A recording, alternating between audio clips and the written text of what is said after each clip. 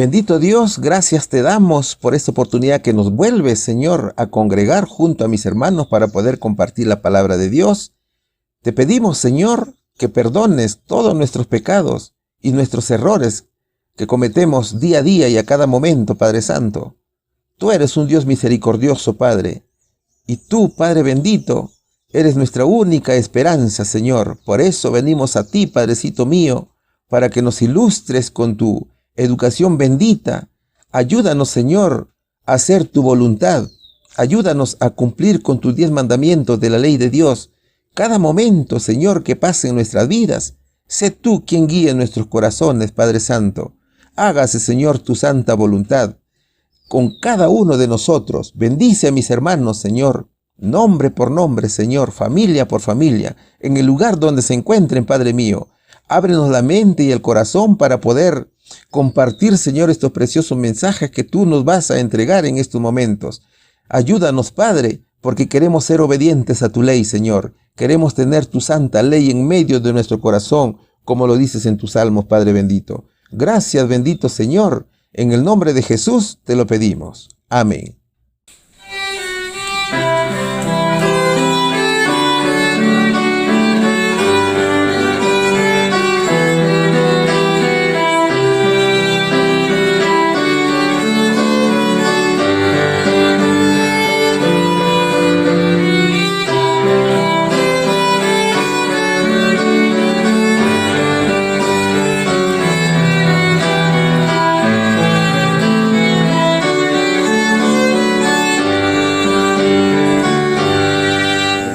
Pasó, vino aquí para buscarnos y llevarnos con ternura sobre él. Su gran amor desplegó para encontrarnos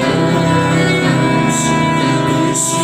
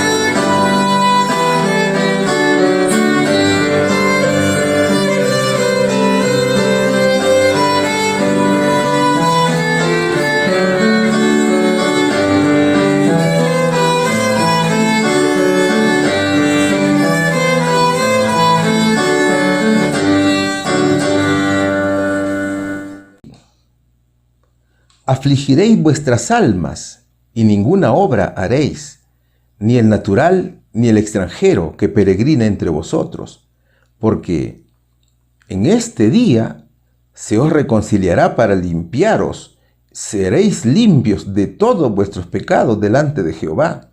Así lo dice Levítico capítulo 16, versículos 29 y 30. Ese fue el mandato de Dios. Eso fue lo que el Señor dijo a Moisés para el día de la expiación. Cada pecado que había sido confesado durante el año era sometido a juicio por el Señor. Ese día era el día 10 del mes de Tisri. Allí se presentaban dos machos cabríos, uno que representaba a Cristo, que era sacrificado, y el otro que simbolizaba a Satanás. El día de la expiación era un día de ayuno y oración, era un día de arrepentimiento. También hoy el santuario celestial se está purificando. Se ha comenzado con los muertos, luego se comenzará con el juicio a los vivos. Mis hermanos, ya estamos aquí.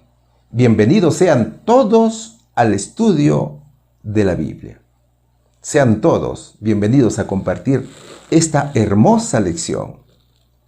El sábado 1 de octubre estaremos haciendo ayuno. Como siempre, te invito para que me acompañes. Es que el primer sábado de cada mes estamos haciendo ayuno, estamos haciendo oración y también confesión de pecados. Así que te invito a que me acompañes en este día. El tema de la semana se titula La purificación anual del santuario. Así que siéntate cómodo, porque nosotros ya estamos listos para dar inicio a la lección. El tema tiene 3 puntos a desarrollar. El primer punto dice participación de la congregación. El segundo punto, sacrificio por purificación. Y el punto número 3 nos dice ayuno, arrepentimiento y confesión. Vamos a desarrollar la lección. El primer subtítulo dice participación de la congregación. Y la pregunta dice lo siguiente: ¿qué servicio especial tuvo lugar el día de la expiación? ¿Qué resultó al echar suerte sobre los 2 machos cabríos? Vamos a estudiar el libro de Levíticos, capítulo 16, versículos 5, 7 y 8. Y de la congregación de los hijos de Israel tomará 2 machos cabríos para expiación y un carnero para holocausto. Después tomará los 2 machos cabríos y los presentará delante de Jehová a la puerta del tabernáculo de la congregación. Y echará suertes Aarón sobre los 2 machos cabríos, una suerte por Jehová y la otra suerte por Azazel. A ver, hagamos un pequeño recuento sobre el santuario terrenal. Esto es para usted, mi querido amigo, que por primera vez ve el programa. Y seguramente no has visto las lecciones anteriores. En este semestre estamos tratando el tema el santuario terrenal. Hemos estudiado que Dios ordenó a Moisés a construir un tabernáculo en el santuario. Aquí en este lugar están revelados claramente los pasos para la salvación del hombre. Este edificio tenía 3 secciones: el atrio, el lugar santo y el lugar santísimo. El campamento de los santos y el atrio representaba la justificación, la fe, como dice Romanos capítulo 5, versículos del 1 al 8. El lugar santo representa la santificación. Así lo escribe Hebreos capítulo 12, versículo 14. Y el lugar santísimo representa la perfección de carácter. Así lo escribe Mateo capítulo 5, versículo 48. Y la salida del lugar santísimo representa la glorificación. O sea, cuando Cristo regrese por segunda vez, seremos transformados a su cuerpo de gloria. Así está escrito en Filipenses, capítulo 3, versículo 21, y también en Primera de Corintios, capítulo 15, versículos del 53 al 54. Estos beneficios solo se obtienen por gracia y a través de nuestro Señor Jesucristo. No te vayas a olvidar. Así lo dice Efesios, capítulo 2, versículo 8. Sin Cristo no puede haber justificación. No puede haber santificación, ni mucho menos perfección. Y tampoco puede haber glorificación. Así lo dice Juan capítulo 15, versículo 5. El atrio o el patio tenía dos objetos, ¿cierto? El altar de los sacrificios y la fuente de bronce. En el altar de los sacrificios se sacrificaban los animales limpios, ovejas, carneros, chivos, toros, entre otros. Estos animales sustituían al pecador arrepentido y morían por él. O sea, había una sustitución allí. Entonces, tras confesar sus pecados, se transfería simbólicamente al animal puro, a este inocente animal, los pecados de la persona que había confesado sus males. Este animal representaba a Cristo en la tierra, simbolizaba la obra de Jesús en la tierra. ¿Te das cuenta? Y también simbolizaba su sacrificio perfecto para perdón de los pecados. Cristo era el Cordero de Dios que quita el pecado del mundo. También habían ritos para el perdón de los pecados del pueblo de Dios. Estos ritos se hacían todos los días y todo el año. El ministerio terrenal era el ministerio sacerdotal de Aarón, o sea, de los levitas. Ese sacerdocio ministró por 1500 años aproximadamente. Entonces, mira, luego de los ritos en el atrio, el sacerdote continuaba con la obra de intercesión en el lugar santo. En esta sección habían tres objetos: el candelabro, el altar del incienso y la mesa de los panes de la proposición. Los panes de la mesa de la proposición se cambiaban cada sábado. ¿Qué mensaje nos da este cambio de los panes? El mensaje es que el sábado es el día de adoración establecido por Dios. O sea, el sábado es el día de renovar el pan espiritual en la vida de los hijos de Dios. Es que el sábado ha sido, es y será un día muy especial en la vida de Cristo Jesús y también de su pueblo.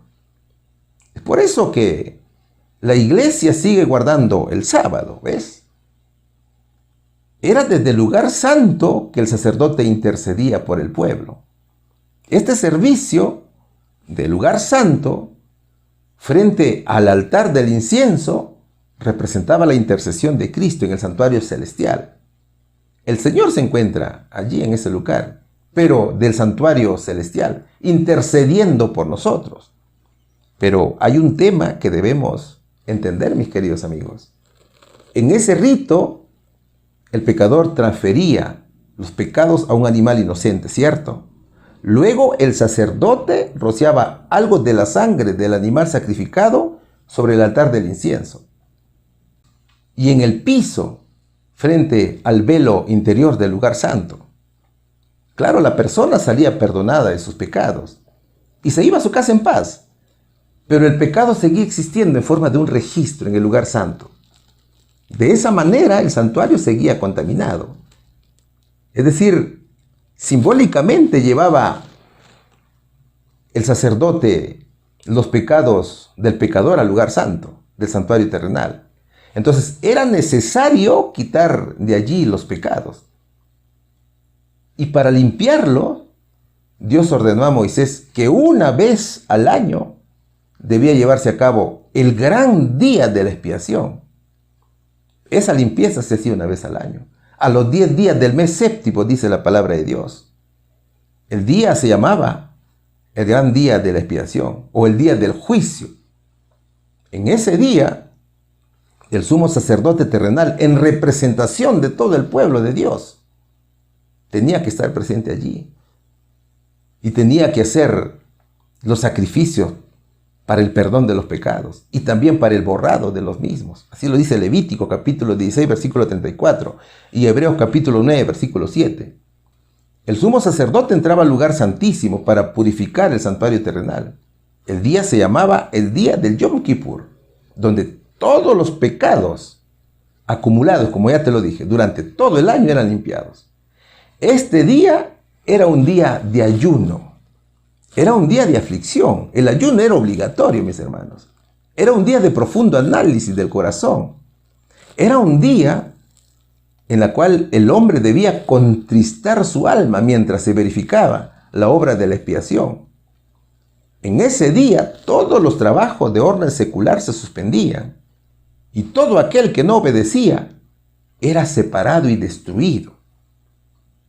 El Yom Kippur era el día donde participaba toda la congregación. Para este día, Dios ordenó a Moisés que se tomaran 2 machos cabríos para ese evento y un carnero para el holocausto.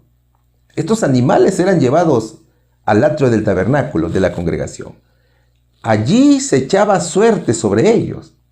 De los 2 machos cabríos, uno representaba a Jehová, o sea, a Cristo, que iba a morir por los pecados del mundo. Y el otro representaba a Azazel, o a Satanás, culpable del pecado. Luego se continuaba con el procedimiento. ¿Cómo se echaba suerte? Este procedimiento se realizaba poniendo 2 objetos con inscripciones en una urna u otro depósito también. Y luego se los sacaba. De esa manera la selección quedaba en manos de Dios. En la antigüedad se usaban pedazos de madera, por ejemplo, para echar suertes. Cada madera tenía inscripciones que marcaban un macho cabrío, por ejemplo, para Jehová y el otro para Azazel. Ahora, según el Talmud, dice que los 2 machos cabríos debían ser muy parecidos entre sí. Entonces, para evitar la confusión, luego de haberse echado suertes, se colocaba un cordón en los cuernos del macho cabrío para Azazel y un cordón en el cuello del macho cabrío para Jehová. Cada color era uno distinto del otro. Solamente así se podía distinguir a los 2 animales. ¿Cuál sería aquí la respuesta? Vamos a la respuesta. ¿Qué servicio especial tuvo lugar el día de la expiación? Se tomaban 2 machos cabríos para la expiación y un carnero para el holocausto. ¿Qué resultó al echar suerte sobre los 2 machos cabríos? Uno simbolizaba a Jesús y el otro simbolizaba a Azazel. Pregunta número 2. ¿Qué nos dice la pregunta número 2? Estamos estudiando el subtítulo Participación de la congregación. ¿Cómo se llevó a cabo la purificación de Aarón y su casa? Nuestro Redentor también se purificó a sí mismo antes de ofrecer su gran sacrificio. ¿Cómo es aplicable hoy? Vamos a estudiar el libro de Levíticos capítulo 16 versículos del 11 al 14. Y hará llegar a Aarón el becerro que era suyo para expiación, y hará reconciliación por sí y por su casa, y degollará en expiación el becerro que es suyo. Después tomará el incienso lleno de brasas de fuego del altar de delante de Jehová, y sus puños llenos del incienso aromático molido, y lo meterá del velo adentro, y pondrá el incienso sobre el fuego delante de Jehová, y la nube del incienso cubrirá el propiciatorio que está sobre el testimonio para que no muera. Tomará luego de la sangre del becerro, y rociará con su dedo hacia el propiciatorio, al lado oriental, hacia el propiciatorio esparcirá 7 veces de aquella sangre con su dedo. El día de la expiación o la fiesta del Yom Kippur se celebraba a los 10 días del 7º mes, o sea, en el mes de Tisri, o entre la segunda quincena de septiembre y la primera quincena de octubre. Era un día de santa convocación. Era un día en el cual se purificaba el santuario. La purificación era cada año. El propósito de esta fiesta, el Yom Kippur, era eliminar el pecado ceremonialmente del santuario, aunque en realidad era eliminar el pecado del corazón y de la vida del ser humano, como lo dice Levítico capítulo 16, versículos del 30 al 33. O sea, era mucho más que un día de reconciliación y de expiación del pecado. Los rabinos describieron ese día como un día de juicio en el cual fue pronunciada la sentencia final. ¿Ves? Mira, Levítico capítulo 23, versículos del 23 al 27, dice que la preparación comenzaba el día primero. Ese día era día de reposo. El primer día del mes se tocaban las trompetas y todo el pueblo sabía que había comenzado el tiempo de prepararse para el Yom Kippur o para el día de la expiación. El pueblo tenía 9 días para prepararse para ese gran día. Y la preparación consistía en que los hijos de Dios se afligían y se sometían a un profundo examen de conciencia. Ellos buscaban el perdón de sus pecados, arrepintiéndose y arreglando sus cuentas con Dios y el prójimo. Era mucho más que un día de reconciliación y de expiación del pecado. Era un día de juicio. En ese día, Dios estaba en su trono como juez del mundo. Se abrían los libros de las memorias y se los lee. En este libro están los registros de cada ser humano. La gran trompeta suena. Se escucha una voz tranquila y suave. Los ángeles tiemblan y dicen, este es el día del juicio. Entonces, en el día de Año Nuevo se declara la sentencia y en el día de la reconciliación queda sellado quién vivirá y quién morirá. ¿Y qué hacía el sumo sacerdote? Para esta fiesta, el sumo sacerdote hacía una preparación exclusiva. Y como el santuario estaba contaminado, desde el tercer día del 7º mes, se iba a los recintos del templo. No dormía un día antes para estar libre de toda contaminación. Él tenía que presentarse limpio, vestido con vestiduras santas, y usaba vestiduras blancas sin ostentación. Es que ese día vería directamente la presencia del Señor en el lugar santísimo. ¿Qué hacía Aarón en el día de la expiación? Aarón era el sumo sacerdote, ¿cierto? Primero llevaba un becerro. Aarón no debía degollar el becerro en ese momento, sino que primero debía presentárselo al Señor en la puerta del tabernáculo para que Dios lo acepte. Entonces, dejaba el becerro junto al altar del holocausto, listo para ser ofrecido. Cuando llegaba el momento, lo degollaba. Después lo ofrecía como ofrenda por él y por su familia. O sea, era su propio sacrificio expiatorio para perdón de los pecados. La reconciliación debía comenzar con la familia. A continuación tomaba el incensario lleno de brasas de fuego del altar de delante de Jehová. Y sus puños los llevaba llenos de incienso aromático molido. Y lo metía dentro del velo y ponía el incienso sobre el fuego delante de Jehová. Y la nube del incienso cubría el propiciatorio que está sobre el testimonio. O sea, era la ofrenda del incienso. Todo esto era para que no muera.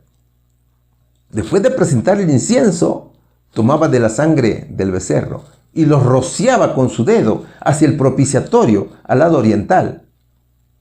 Y hacia el propiciatorio esparcía 7 veces de aquella sangre con su dedo. Todo simbolizaba a Cristo. ¿Qué sucedió con el Señor Jesús? Al ofrecerse voluntariamente a morir en la cruz del Calvario, el símbolo se encontró con la realidad. O sea, se realizó una expiación perfecta por los pecados del mundo. Nuestro gran sumo sacerdote fue constituido en el único sacrificio de valor para nuestra salvación. Todo su pueblo en la actualidad nos encontramos en el atrio exterior y estamos esperando, llenos de esperanza, su aparición gloriosa de nuestro Señor Jesucristo. Recordemos que en estos momentos estamos siendo sometidos a juicio, tal como se hacía en la fiesta del Yom Kippur. Al igual que en ese día de expiación del santuario terrenal, se abrían los libros de la memoria y se leían para luego emitir sentencia. En el cielo sucede lo mismo, mis queridos hermanos. Los libros de la memoria se han abierto y todos somos juzgados por el gran juez que es Cristo Jesús. Entonces, ¿qué debemos hacer? Debemos vivir en constante oración, arrepentimiento, ayuno y confesión de pecados ante el Señor Jesús, porque Él es quien intercede por nosotros. ¿Cuál sería aquí la respuesta? ¿Cómo se llevó a cabo la purificación de Aarón y su casa? Con la ofrenda que consistía en degollar un becerro y la presentación de incienso. Nuestro Redentor también se purificó a sí mismo antes de ofrecer su gran sacrificio. ¿Cómo es aplicable hoy?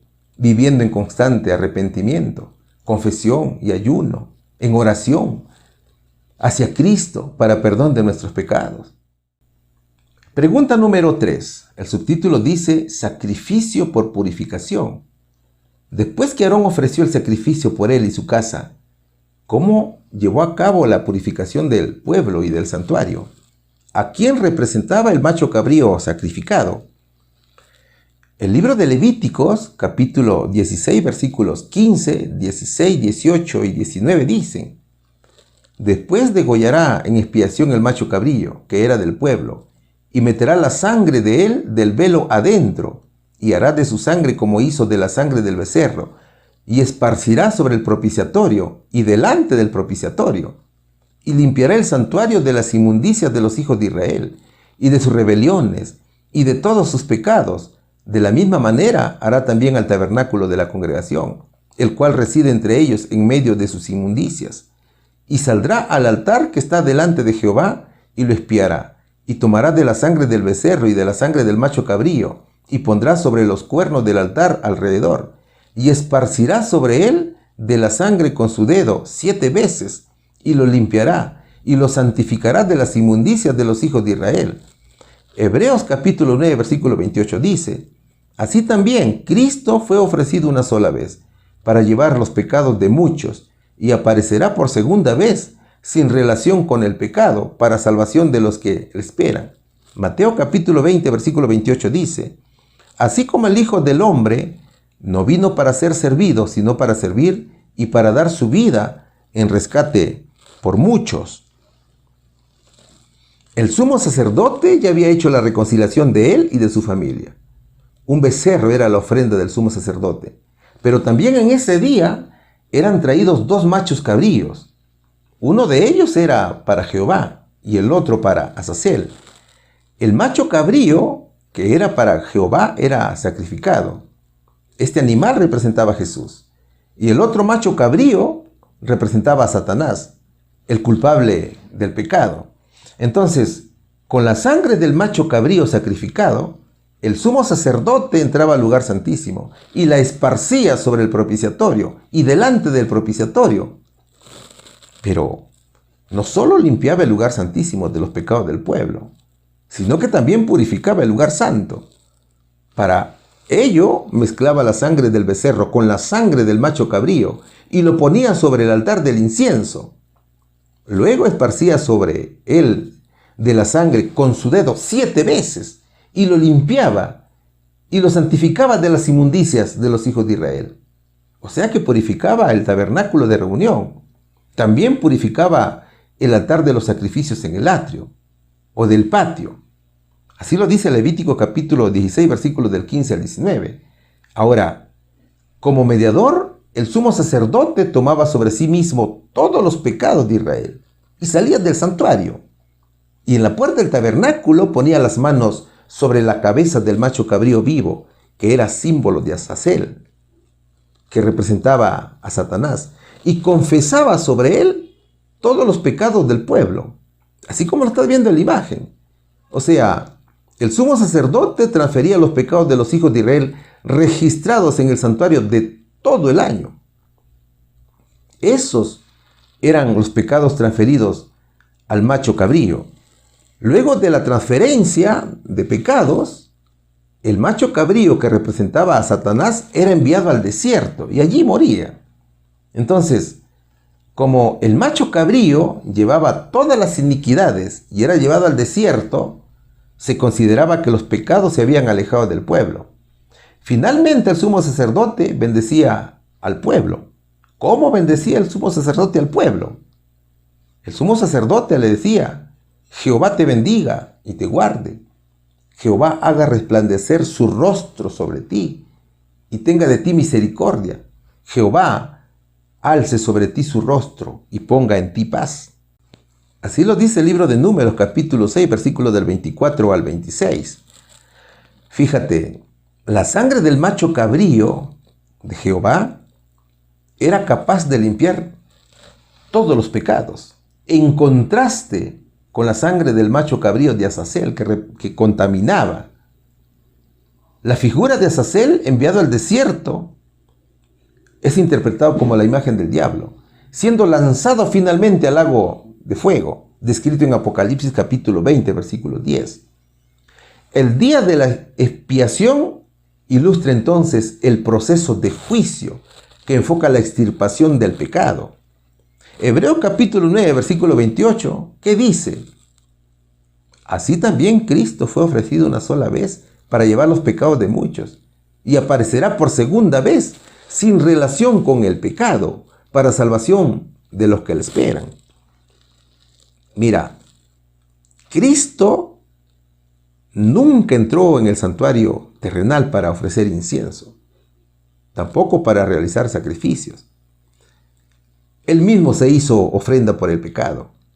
El Señor hizo su ingreso al santuario del cielo para interceder directamente ante Dios por nosotros. El hecho que el sumo sacerdote ingresaba todos los años al lugar santísimo con sangre de animales no significa que Cristo también hizo lo mismo en el cielo. No, eso no es así. El Señor hizo su ingreso una sola vez y para siempre en el santuario celestial. ¿Ves? O sea, después de su muerte en el año 31, hizo su ingreso al lugar santo del santuario celestial. Allí estuvo ministrando hasta el año 1844, sentado a la diestra de Dios Padre. ¿Cómo sabemos eso?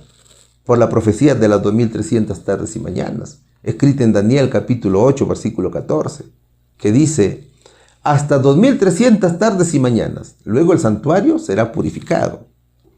Purificación significa juicio, ¿cierto? Y a partir de 1844 el Señor hizo su ingreso como juez, abogado y sumo sacerdote en el lugar santísimo. El Señor ministra de pie en el lugar santísimo, sin cansancio, porque Él es divino, es glorioso nuestro Señor, es nuestro Dios. Eso lo dice también la profecía de Daniel, en el capítulo 7, versículos 13 y 14, que dice: miraba yo en la visión de la noche, y he aquí con las nubes del cielo venía uno como un hijo de hombre, que vino hasta el anciano de días, y le hicieron acercarse delante de él, y le fue dado dominio, gloria y reino para que todos los pueblos, naciones y lenguas le sirvieran. Su dominio es dominio eterno, que nunca pasará, y su reino uno, que no será destruido. Mis hermanos, el santuario celestial es más grande de lo que usted y yo nos podemos imaginar. El santuario terrenal era una miniatura en comparación con lo que es el santuario celestial. Con el santuario terrenal, Dios ilustraba el plan de salvación de la humanidad. Cristo se encuentra hoy en el lugar santísimo del cielo, en donde millares y millares de ángeles le sirven y millones de millones están delante de él. Así lo registra Daniel capítulo 7, versículo 10. Ahora, si lees Hebreos capítulo 9, versículo 27, la Biblia dice que así como está establecido para que el ser humano muera una sola vez y luego el juicio, Cristo también fue ofrecido una sola vez. Solo que ahora su iglesia lo espera por segunda vez. Ya no para ofrecerse como ofrenda, sino para salvar a todos aquellos que hacen su voluntad. Eso fue el servicio que hizo Jesús por la raza caída. Y Mateo capítulo 20, versículo 28 lo dice claramente. Así como el Hijo del Hombre no vino para ser servido, sino para servir y para dar su vida en rescate de muchos. Mis hermanos, solamente era un día al año donde el sumo sacerdote realizaba su ministerio en el lugar santísimo. y después lo hizo en el templo. El sumo sacerdote entraba temblando ante la presencia de Dios porque no sabía si saldría vivo, mientras que nubes de incienso velaban la gloria ante sus ojos. El pueblo permanecía inclinado, en silencio, temerosos de Dios. Ellos dirigían sus peticiones en demanda de misericordia. Ellos esperaban misericordia divina. Mi querido amigo, nosotros como mortales solamente tenemos una oportunidad para alcanzar la salvación. Y es precisamente mientras estamos vivos. A veces escuchamos decir que el ser humano después de la muerte se reencarna y tiene otra oportunidad de ser salvo. Pero eso es una doctrina falsa. La Biblia dice lo contrario. La Biblia dice que el ser humano muere una sola vez y luego viene el juicio, como lo dice el verso. Así que no creas esa mentira. El momento de vivir con el Señor Jesús es hoy. Cristo está llevando a cabo el juicio investigador en el cielo. Y la fiesta del día de la expiación era un símbolo de lo que hoy el Señor Jesucristo está haciendo en el cielo. ¿Cuál sería aquí, hermanos, la respuesta? Después que Aarón ofreció el sacrificio por él y su casa, ¿cómo llevó a cabo la purificación del pueblo y del santuario? Degolló un macho cabrío que era del pueblo. ¿A quién representaba el macho cabrío sacrificado? A Cristo, mis queridos hermanos. Pregunta número 4. ¿Cómo iba a llevar a cabo el sumo sacerdote el servicio de expiación? ¿En qué aspectos fue similar el servicio de Jesús en ocasión de su gran sacrificio? Vamos a estudiar el libro de Levítico, capítulo 16, versículo 17. Y ningún hombre estará en el tabernáculo de la congregación cuando él entrare a hacer la reconciliación en el santuario, hasta que él salga y haya hecho la reconciliación por sí y por su casa, y por toda la congregación de Israel. Isaías capítulo 16, versículo 5 dice: y miré, y no había quien ayudara, y me maravillé que no hubiera quien sustentase, y me salvó mi brazo, y me sostuvo mi ira. Juan capítulo 16, versículo 32 dice lo siguiente: he aquí, la hora viene, y ya ha venido, en que seréis dispersados, cada uno a los suyos, y me dejaréis solo, mas no estoy solo, porque el Padre está conmigo. Durante la administración de la sangre del becerro y del macho cabrío en el lugar santísimo, el sumo sacerdote era el único que podía ingresar a ese lugar. El sumo sacerdote era el único que podía comparecer ante la misma presencia de Dios. El velo que lo separaba del lugar santo estaba corrido. Una vez apartado el velo, solo el incienso separaba a Aarón de la sagrada presencia del Señor. Es por eso que Levíticos, capítulo 16, versículo 17 dice: y ningún hombre estará en el tabernáculo de la congregación cuando él entrare a hacer la reconciliación en el santuario, hasta que él salga y haya hecho la reconciliación por sí y por su casa y por toda la congregación de Israel. Ahora, pon atención aquí, porque vamos a ver el cumplimiento de este símbolo en Jesús. Mira, los sacerdotes ayudaban al sumo sacerdote en el tema de los sacrificios, por ejemplo, juntar la sangre, entre otros. Pero una vez que el sumo sacerdote caminaba al lugar santísimo, el resto de los sacerdotes lo dejaban solo. Ahora, el sumo sacerdote llevaba en sus vestidos unas campanitas que sonaban con el caminar. El sonido de las campanillas generaba un vínculo entre el pueblo y el intercesor. O sea, unía al sacerdote y a la congregación y los instaba a orar. Esa era la señal de que el sumo sacerdote estaba intercediendo por ellos, estaba haciendo la reconciliación con el pueblo.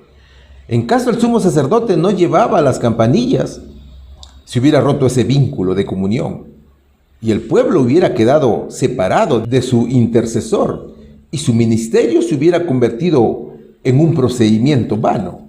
sin razón de ser. Ese descuido de no llevar las campanillas tenía como castigo la muerte. Para Aarón era la primera vez que oficiaba en el lugar santísimo. Era también la primera vez en que se oficiaba vistiendo la túnica santa y debía estar muy bien preparado para entrar a ese lugar.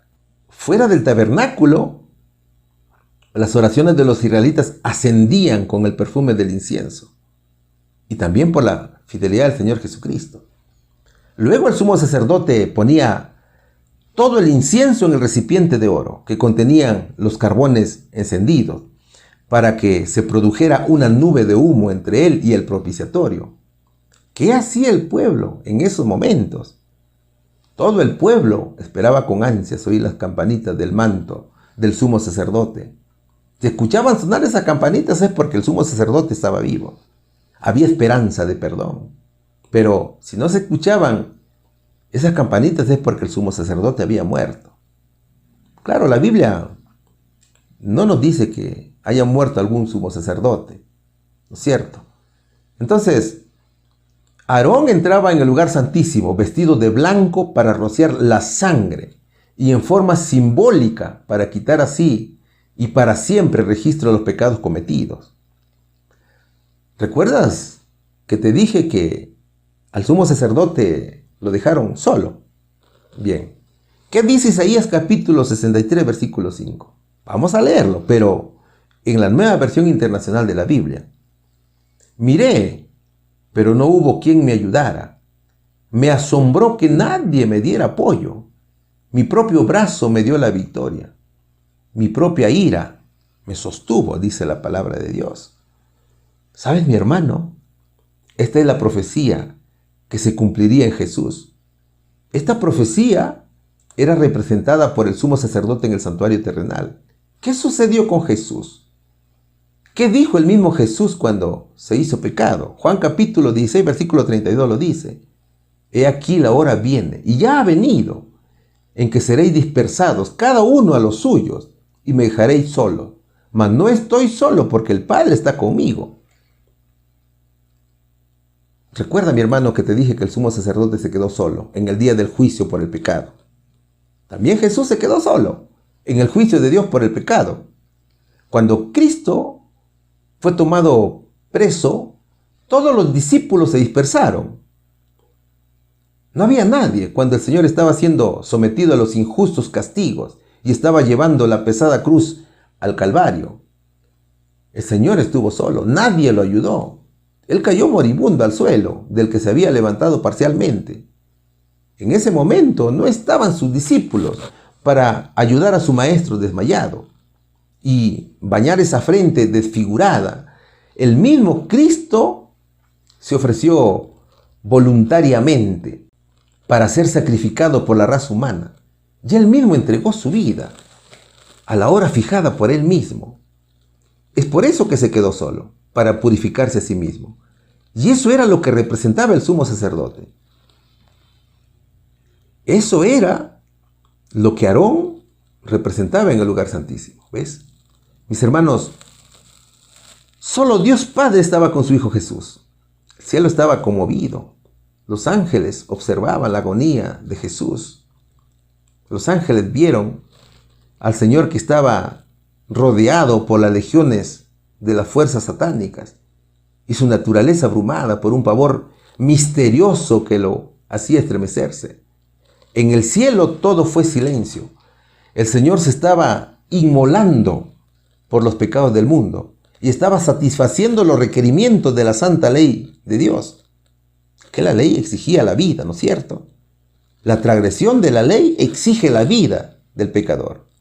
El Señor estaba enfrentando el juicio de Dios en nuestro lugar. Eso era lo que sucedía. ¿Qué hubiera pasado si Dios hubiera intervenido a favor de Cristo? Satanás hubiera dicho que Dios no es un Dios justo. ¿Te das cuenta? Es que todo estaba en juego. Claro, esto no se mostraba a la vista del hombre pecador y mortal. La pregunta es, ¿cómo hubiera sido el comportamiento de los humanos si hubieran visto a los ángeles y a los mundos no caídos mirando lo que hacían con Cristo? Seguramente hubieran cambiado de pensamiento y hubieran comprendido la magnitud del pecado, ¿cuál sería aquí la respuesta? ¿Cómo iban a llevar a cabo el sumo sacerdote el servicio de la expiación? La expiación la hizo el sacerdote solo. ¿En qué aspecto fue similar el servicio de Jesús en ocasión de su gran sacrificio? Jesús también se quedó solo cuando llegó la hora de su sacrificio. Él estuvo solo, sin ayuda. Pregunta número 5. ¿Qué nos dice la pregunta número 5? ¿Qué hizo el sumo sacerdote con el macho cabrío vivo? Cuando un hombre lo llevó al desierto cargando simbólicamente el pecado que había sido confesado, ¿qué sucedió con los pecados que habían sido purificados del santuario? Vamos a leer el libro de Levítico capítulo 16 versículos 20 al 22. Y cuando hubiere acabado de expiar el santuario y el tabernáculo de la congregación y el altar, hará llegar el macho cabrío vivo. Y pondrá Aarón ambas manos suyas sobre la cabeza del macho cabrío, y confesará sobre él todas las iniquidades de los hijos de Israel, y todas sus rebeliones, y todos sus pecados, poniéndolos así sobre la cabeza del macho cabrío, y lo enviará al desierto, por mano de un hombre destinado para esto. Y aquel macho cabrío llevará sobre sí todas las iniquidades de ellos, a tierra inhabitada, y dejará ir el macho cabrío por el desierto. Mientras el sumo sacerdote hacía la expiación con el macho cabrío de Jehová, mientras el sumo sacerdote limpiaba el santuario con la sangre del animal, el macho cabrío de Azazel estaba atado junto al altar de los sacrificios. Hasta ese momento todavía no formaba parte en el ritual. Su turno sería después de haberse completado la expiación con el macho cabrío de Jehová. Ahora, como mediador, el sumo sacerdote tomaba sobre sí todos los pecados de Israel y salía del santuario, y en la puerta del tabernáculo ponía las manos sobre la cabeza del macho cabrío vivo, que era símbolo de Azazel, es decir, del macho cabrío que representaba a Satanás, y confesaba sobre él todos los pecados del pueblo, así como lo ves en la imagen. Es decir, que el sumo sacerdote, mi hermano, transfería los pecados de los hijos de Israel al macho cabrío, el cual era enviado al desierto, donde allí moría.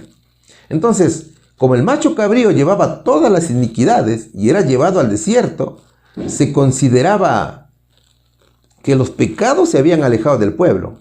Y la figura de Azazel, enviado al desierto, es interpretado como la imagen del diablo, ¿cierto? Siendo lanzado finalmente al lago de fuego, como lo dice Apocalipsis capítulo 20, versículo 10.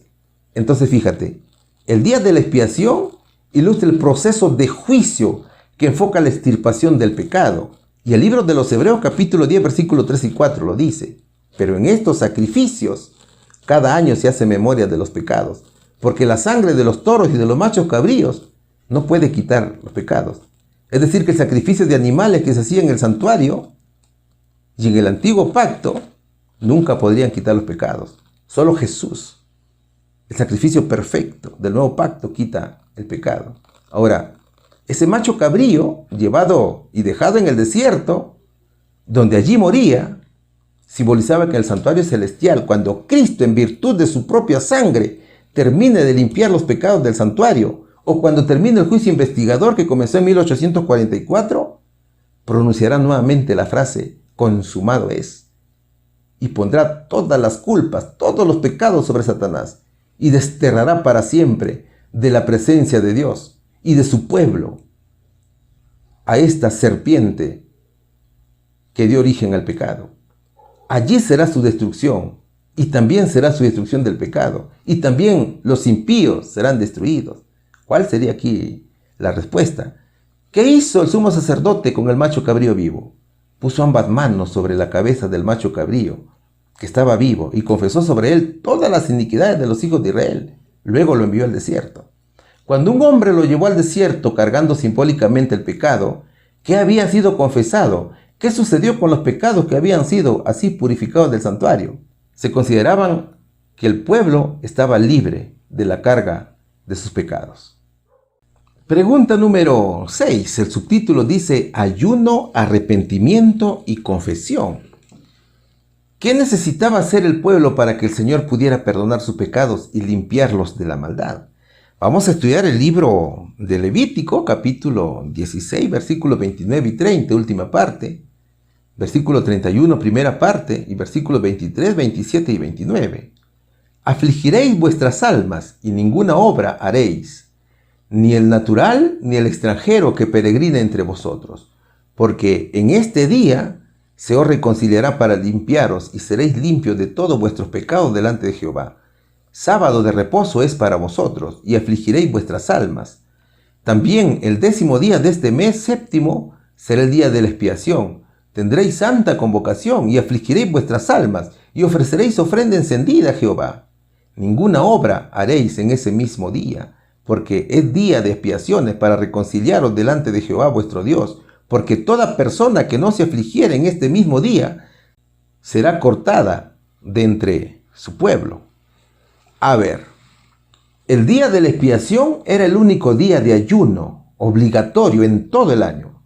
Así lo dice Levítico capítulo 16, versículo 31 de la Nueva Versión Internacional de la Biblia. Pero no solo era ayuno, incluso era más que ayunar. Los versos propuestos nos mencionan 3 importantes actos que se debían hacer, además de ayunar. Primero se afligían las almas. El día de la expiación comprendía en hacerse un autoexamen muy profundo del progreso espiritual logrado en la vida. Era buscar a Dios, confesar los pecados, hacer reparación por los deberes descuidados, ajustar las cuentas con Dios y con los hombres, redimiendo así el tiempo. Luego dice, seréis limpios, dicen los versos. En este día de juicio, cada uno de manera individual cooperaba en la obra de la purificación. Claro, el sacerdote podía hacer expiación solo en la medida en que Israel confesaba sus pecados e imploraba la ayuda de Dios. Y solamente los pecados confesados, por los cuales los penitentes habían presentado sacrificios durante el año, eran los que podían ser expiados por el sumo sacerdote. O sea, el día de la expiación era una oportunidad anual de lograr que los pecados fuesen borrados para siempre, aunque era simbólico, pero era una gran oportunidad. Era el tiempo aceptable. Después los versos nos hablan del día sábado o del día de reposo. El sábado era el día de descanso completo, es decir, que era un sábado de sábados, un gran día de fiesta espiritual. Y era un día muy sagrado para ellos. Ahora, ¿qué sucedía si alguna persona del pueblo no participaba del día de la expiación o no quería hacerlo? Esa alma era apartada del pueblo. Es que el día de la expiación era también un día de juicio, como ya te lo dije.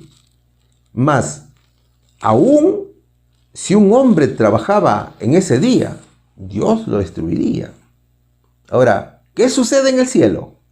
Hemos visto que a partir del año 1844 se iniciaba el juicio en el cielo, ¿cierto? El juicio tiene 3 fases, ¿cierto?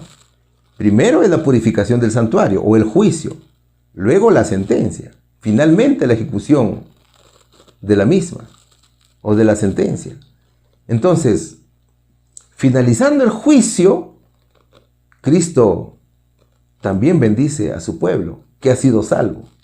Eso es cuando venga a la tierra.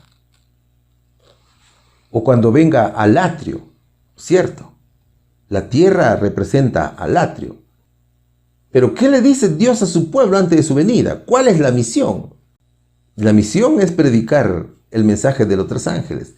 ¿Qué dicen estos mensajes?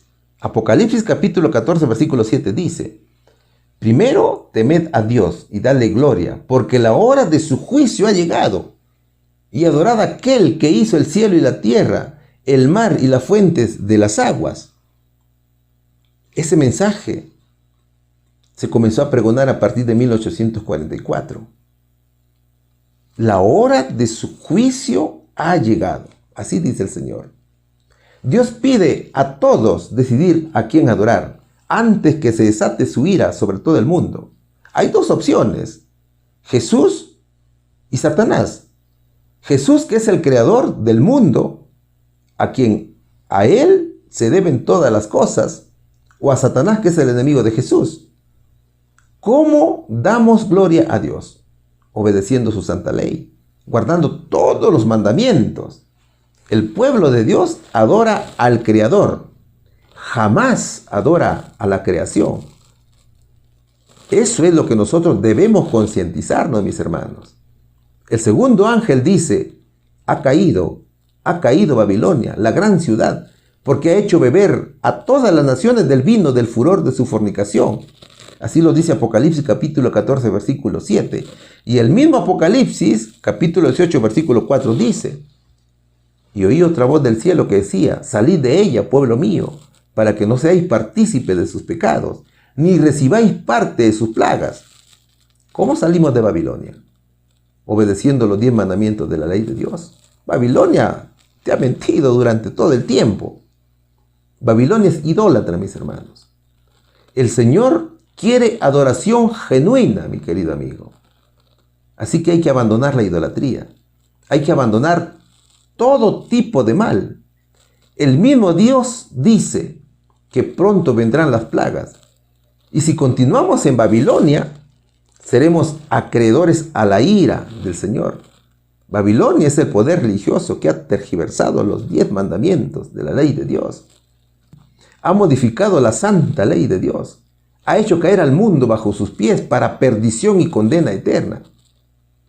Dios nos pide arrepentimiento para que no seamos alcanzados por su ira. ¿Y qué dice el tercer ángel? El tercer ángel dice, si alguno adora a la bestia y a su imagen y recibe la marca en su frente o en su mano, él también beberá del vino de la ira de Dios, que ha sido vaciado puro en el cáliz de su ira, y será atormentado con fuego y azufre delante de los santos ángeles y del Cordero. El humo de su tormento sube por los siglos de los siglos. Y no tienen reposo de día ni de noche los que adoran a la bestia y a su imagen, ni nadie que reciba la marca de su nombre. El tercer ángel predica la gloria del Evangelio. Todo aquel que cumpla con los requisitos del Evangelio estarán con Jesús para siempre. O sea, todos aquellos que aceptan a Cristo, a todos aquellos que lo reciban como su Salvador personal y crean en Él, como lo registra Juan capítulo 1, versículo 2. Creer es obedecer, es hacer la voluntad de Dios. Jesús quiere perdonar y borrar todos nuestros pecados. El Señor quiere cambiar tu condición, tanto legal como moral. Legal, porque quiere cambiarte de condenación a justificado. Y moral, te quiere cambiar de maldito a bendito. ¿No es hermoso eso, mis hermanos? Entonces, mira, al final de los tiempos, solo quedarán 2 tipos de adoradores. Los que adoran a la bestia, o los que guardan el domingo, y los que adoran a Cristo, o los que guardan el sábado. El sábado es la señal de Dios con su pueblo. Y es el mandamiento que nos dice que adoremos al autor de la creación. Y cuando nos dice, adora al autor de la creación, ¿a dónde nos está enviando este verso? Nos está mandando al Génesis, ¿no es cierto? Donde el Señor creó todo en 6 días. Y el 7º día, ¿qué hizo el Señor? Reposó. Entonces, el día sábado es el día de adoración al Señor. No te olvides que vivimos en tiempos de juicio investigador. ¿Sabes, mi querido amigo? En el cielo también se están abriendo los libros para el juicio de cada alma. Primero, el juicio comienza por la iglesia, como lo dice Primera de Pedro, capítulo 4, versículo 17. Y comienza con las almas muertas desde el inicio de la creación, que fue Abel. Luego continúa con los vivos. Y cuando el juicio concluya, el Señor en el cielo dice, consumado es. Entonces la vida de todos los humanos estará decidida. Unos vivirán eternamente y otros serán lanzados al fuego, a ese lago que arde con azufre.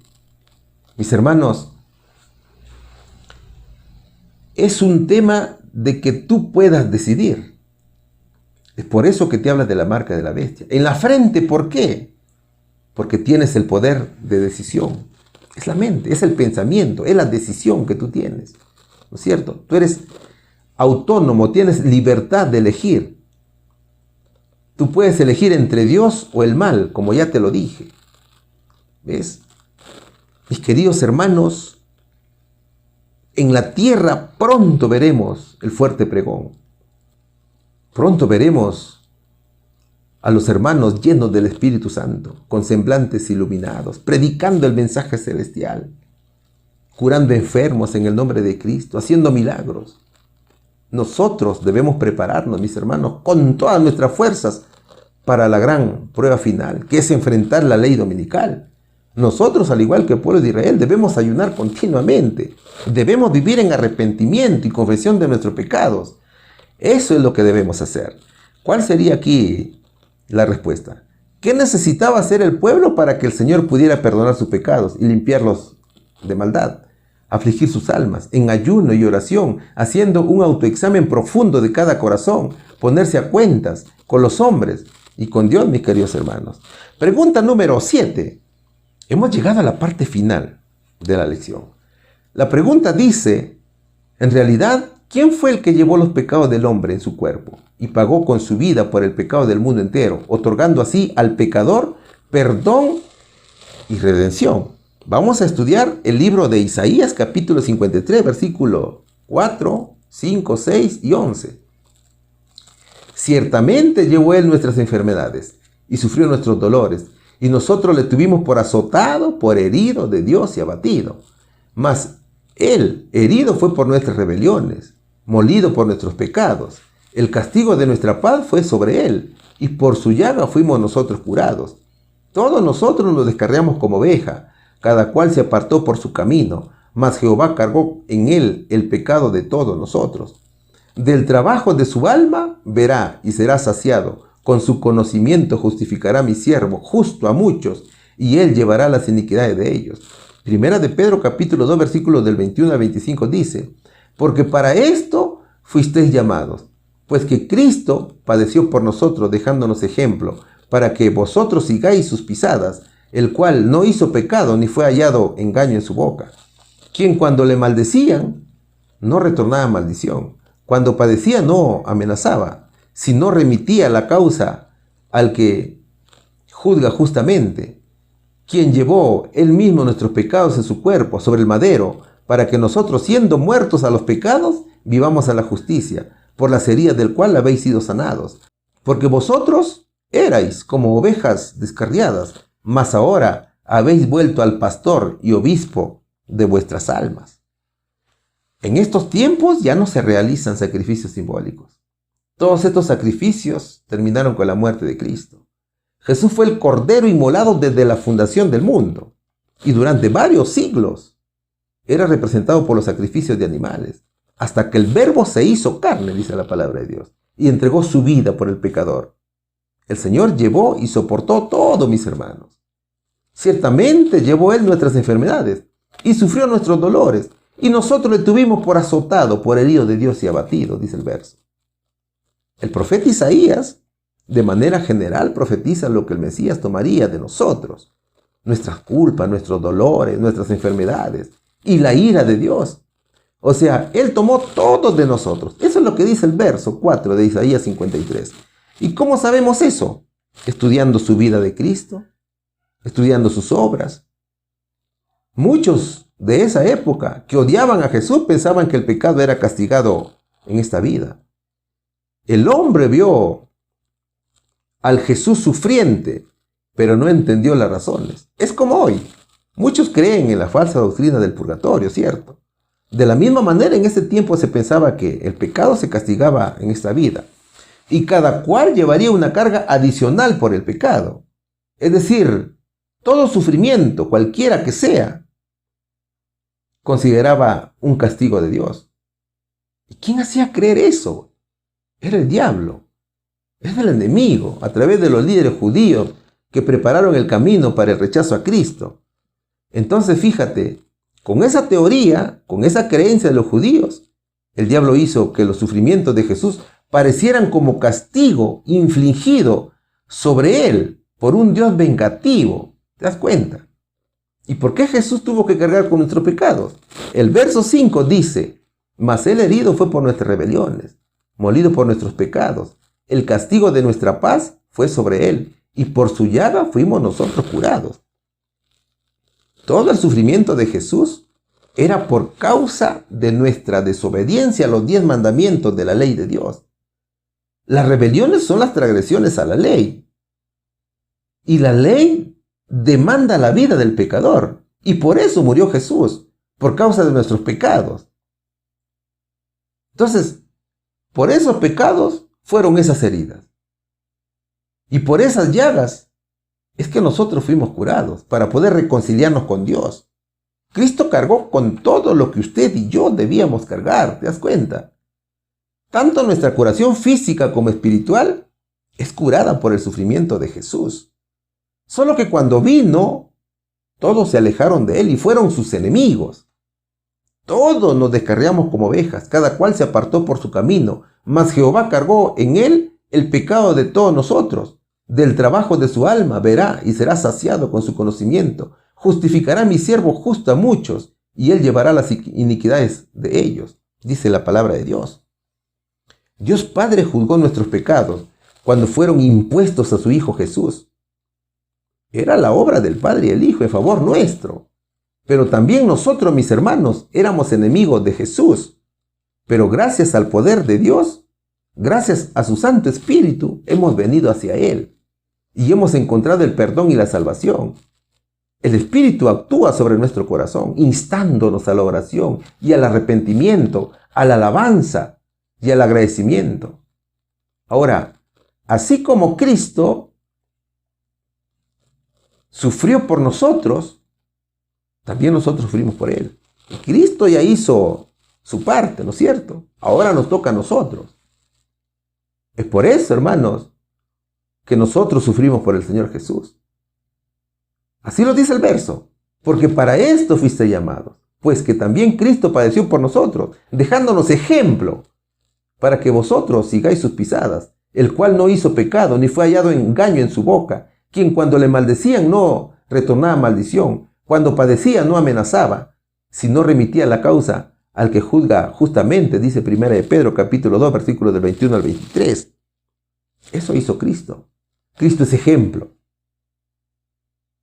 Nuestro Señor Jesucristo nos ha dejado ejemplo para que nosotros podamos, mis queridos hermanos, continuar su obra, esa obra salvadora. ¿Qué hubiera pasado si Cristo no hubiera venido? ¿Qué hubiera sido de nosotros? Imagínate cómo estuviéramos ahora. Pero gracias al Señor Jesús, mis hermanos, nosotros encontramos la salvación. Entonces Cristo es ejemplo, como alguien que soportó un castigo injusto desde el Getsemaní hasta el Gólgota. Y el mismo Pedro fue testigo, porque hasta él mismo lo negó. Él mismo se avergonzó de Jesús y dormía cuando el Señor les pedía orar. Jesús nunca contestó ni insultó a nadie. Él solo bendecía. Él sabía que estábamos muertos al pecado y su muerte era bendición para nosotros. Mira, nosotros hemos muerto a los pecados en el sentido de que nuestra deuda de pecado y culpa fueron pagados por medio del sacrificio de Jesús en la cruz. Esa deuda nadie la podía pagar, solo Jesús pudo hacer. Y los versos 24 y 25 de 1 de Pedro 2 dicen: quien llevó él mismo nuestros pecados en su cuerpo sobre el madero, para que nosotros, siendo muertos a los pecados, vivamos a la justicia, por las heridas del cual habéis sido sanados. Porque vosotros erais como ovejas descarriadas, mas ahora habéis vuelto al pastor y obispo de vuestras almas. Entonces fue el Señor que, viéndonos descarriados, fue quien vino a buscarnos. Ahora nosotros también debemos ser ejemplo. Mis hermanos, pronto seremos vilmente perseguidos por la causa de Cristo. ¿Sabes cuándo será esto? Cuando nos neguemos a guardar el domingo como día de reposo. Es que el pueblo de Dios es obediente y esa es la voluntad de Dios.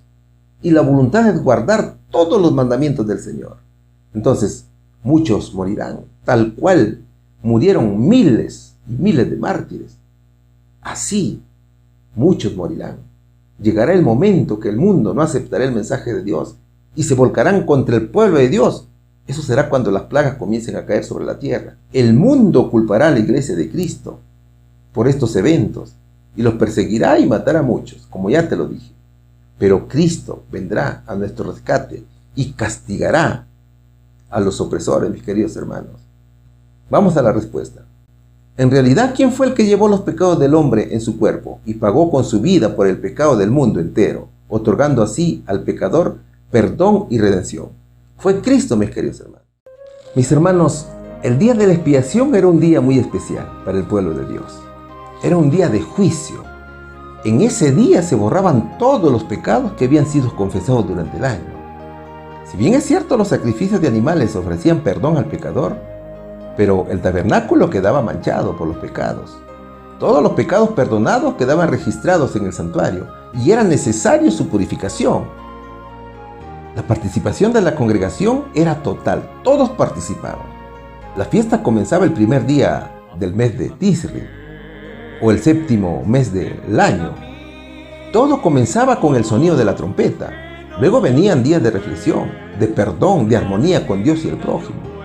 El sacerdote hacía una preparación exclusiva. Desde el tercer día se iba a los recintos del templo.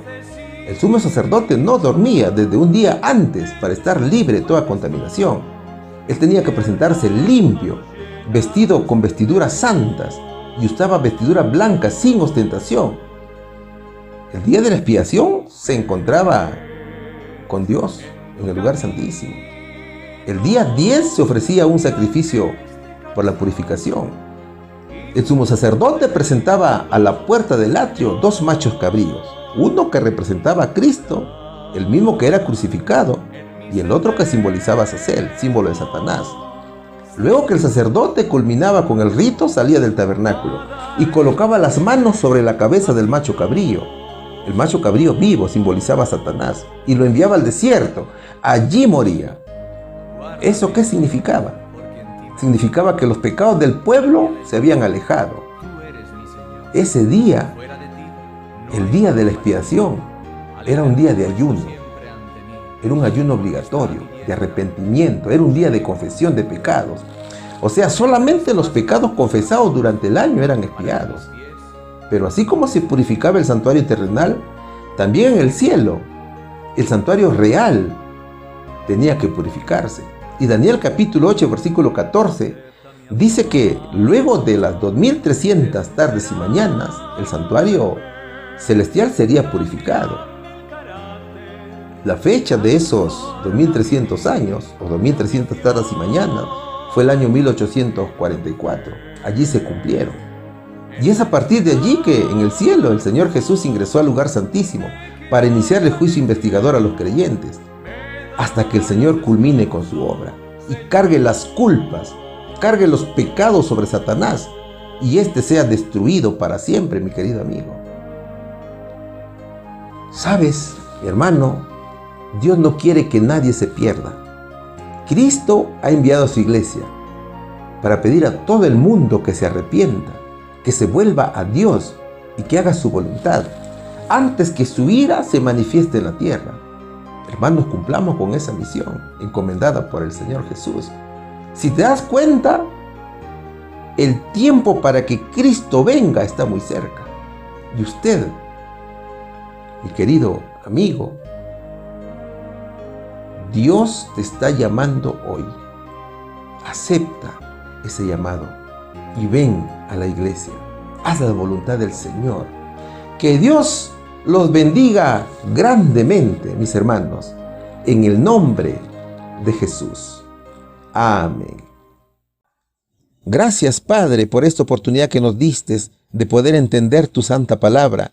Hoy hemos comprendido, Padre, que tenemos que ser, Señor, semejante a tu Hijo Jesús.